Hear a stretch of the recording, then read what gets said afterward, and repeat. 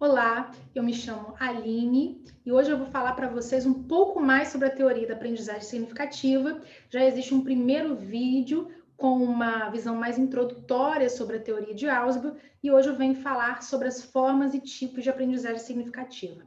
Eu vou compartilhar com vocês um esquema que eu construí para a gente aprender um pouco mais sobre esses conceitos que são bem específicos sobre a teoria. Então, a gente tem aqui dois processos da aprendizagem significativa, que são diferenciação progressiva e reconciliação integrativa. Na diferenciação progressiva, o estudante, o aprendiz, ele aprende a partir de uma progressão, de um processo de diferenciação de conceitos. Eu vou apresentar aqui para vocês o exemplo que também foi dado por Moreira em sua obra. Como que ele exemplificou? Por exemplo, se eu tenho um aluno que vai aprender sobre força, eu vou trabalhar o conteúdo de força na escola.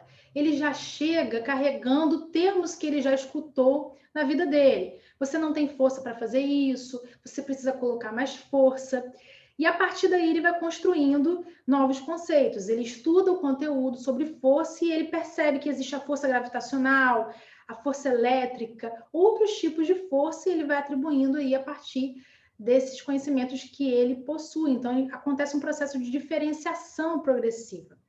Por isso que a gente também fala que é importante trabalhar conceitos mais amplos inicialmente, uma visão geral de um conteúdo e depois ir especificando aquele conteúdo com base nesse processo de diferenciação progressiva. E na reconciliação integrativa, que é um outro processo, durante essa aprendizagem progressiva, o estudante ele precisa estabelecer relações, eliminar incoerências, a fim de integrar os significados que ele está construindo.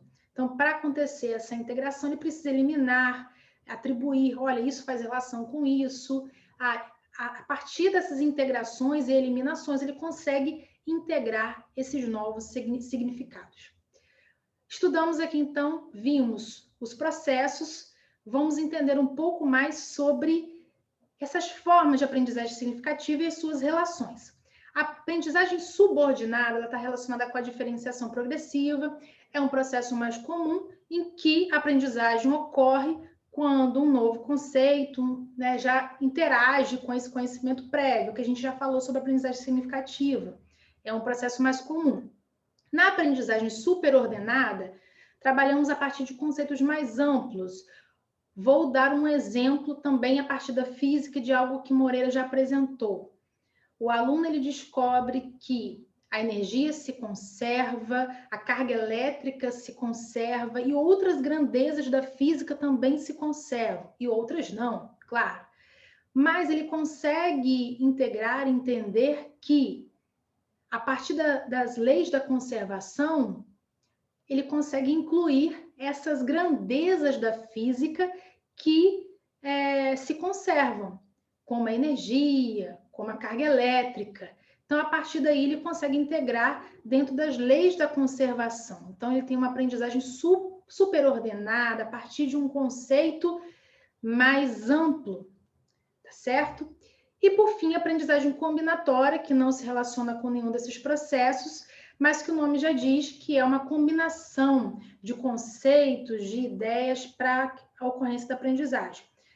Então, um exemplo é, quando eu preciso compreender uma fórmula como força igual a massa vezes aceleração, eu não posso simplesmente compreender os conceitos de forma isolada. Força, massa e aceleração. Eu preciso entender a relação entre massa e aceleração para chegar à conclusão, né, o entendimento dessa fórmula. É algo mais amplo, combinado, uma combinação de conceitos.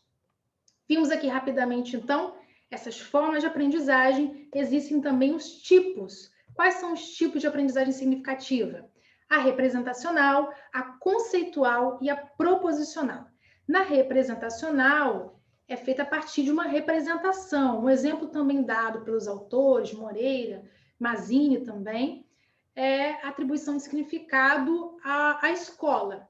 Então, para uma criança, escola pode ser somente a escola que ele estuda, e não outras escolas, outros tipos de escola. Então, ele tem uma representação do que é a escola, sim. Não é uma aprendizagem mecânica, porque existe significado, mesmo que ele tenha noção de apenas um local, de que a escola é um lugar, mas ele tem significado sobre esse objeto, sobre esse local, sobre a escola, certo?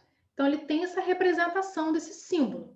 Já na conceitual, ele já tem entendimento de outros tipos de escolas, escolas militares, escolas religiosas, então ele consegue compreender regularidades entre as escolas, coisas em comum que se repetem, né, que são comuns a uma escola. Então ele consegue estabelecer essas relações aí entre objetos, entre eventos também.